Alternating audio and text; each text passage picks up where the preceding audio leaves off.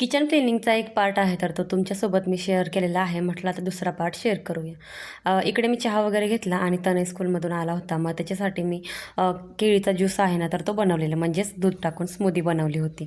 त्याचं पोटाचं बघितल्यानंतर मी आता बाकीचं काम करायला घेतलं. सगळी भांडी पुसून वगैरे ठेवली जेवढी शक्य होतील तेवढी, कारण ओली होती थोडी, एवढी काय वाळली नव्हती. मग म्हटलं पुसूनच ठेवूया, नाही तर आतून खराब वगैरे होतील. आता निम्मी तर एक कपाट तर लावून झालं होतं, निम्मी भांडी लावून झाली होती. फक्त आता हे मोठे डबे फक्त राहिले होते, ते पण बऱ्यापैकी सुकलेले, पण थोडेसे ओलसर होते. त्यामुळे मला हे परत त्याच्यावरून हात फिरवून सुकवून घेणं गरजेचं होतं.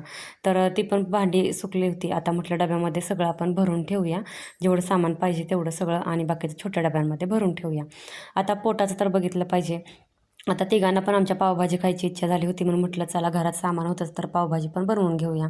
पावभाजी बनवली, शूट काय केलं नाही. आता इकडं बाकीचं राहिलेलं माझं सर्व सामान मी लावून घेतलं. तर बघू शकता किती छान असं मी किचन लावून घेतलं आहे, आवरून घेतलं आहे. किती सुंदर दिसतंय असं किचन. मला हे कमेंट्स करून नक्की सांगा.